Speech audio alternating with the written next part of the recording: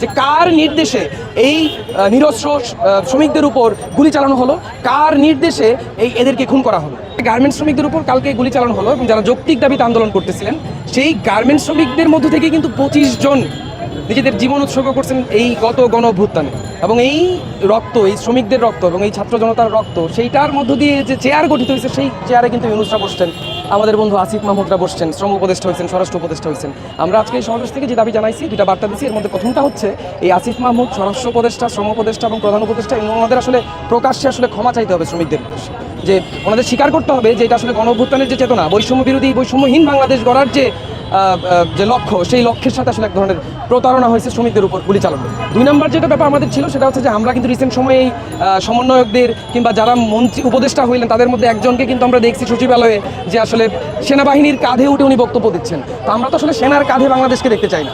আমরা তো আসলে দেশের যে ছাত্র জনতা, দেশের খেটে খাওয়া মানুষ, দেশের জনগণের নাগরিকের কাঁধেই কিন্তু, নাগরিক যাদেরকে কাঁধে তুলে নেওয়ার মতো যোগ্য মনে করেন সেই রকম নেতা আমরা চাই। তো আমরা তাদেরকে যে বার্তাটা দিয়েছি যে আপনারা আসলে সেনার কাঁধে না উঠে শ্রমিকের কাঁধে যেন উঠতে পারেন, শ্রমিকের সমর্থনটা যেন পান, সেই ধরনের একটা সিদ্ধান্তের জায়গায় যান, আপনাদের কর্মপদ্ধতি, কাজ সেগুলো ওই রকম হোক। এবং আমরা এই সমাবেশ থেকে ঘোষণা দিয়েছি যে আমরা মনে করি আসিফ মাহমুদ বৈষম্যবিরোধী বাংলাদেশ গঠনের লক্ষ্যে যে আন্দোলন সংগ্রামের মধ্য দিয়ে নেতা হয়ে উঠছেন, সেই আসিফ মাহমুদ শ্রম মন্ত্রণালয়ে তার কক্ষের ভিতরে যে 25 জন শ্রমিক গণ অভ্যুত্থানে নিহত হয়েছেন তাদের ছবি ঝুলাবেন। এবং তার সাথে আরও একজন থাকবে 26 নম্বর, সেটা হচ্ছে গতকালকে ন্যায্য বকেয়া বেতন পরিশোধের দাবিতে আন্দোলনরত শ্রমিকদের উপর গুলি করে যে কাউসার হোসেনকে মারা হয়েছে তার ছবি দেখেছি। আসলে শেখ হাসিনার সময় যে 1 জন 2 জন 3 জন 4 জন মারা গেলেও কেউ কোনো কথা বলতেছেন না, চুপ করে আছেন, সাংবাদিকরা প্রশ্ন করলে বেড়ায় যাইতেছেন। তো আমরা তো আসলে এই 15 বছর 16 বছরের যে রেজিম, যে দুঃশাসন পার হয়ে আসা, এই বাস্তবতায় এসে বৈষম্যহীন বাংলাদেশ গড়ার যে স্লোগান তুলে যে বাংলাদেশ,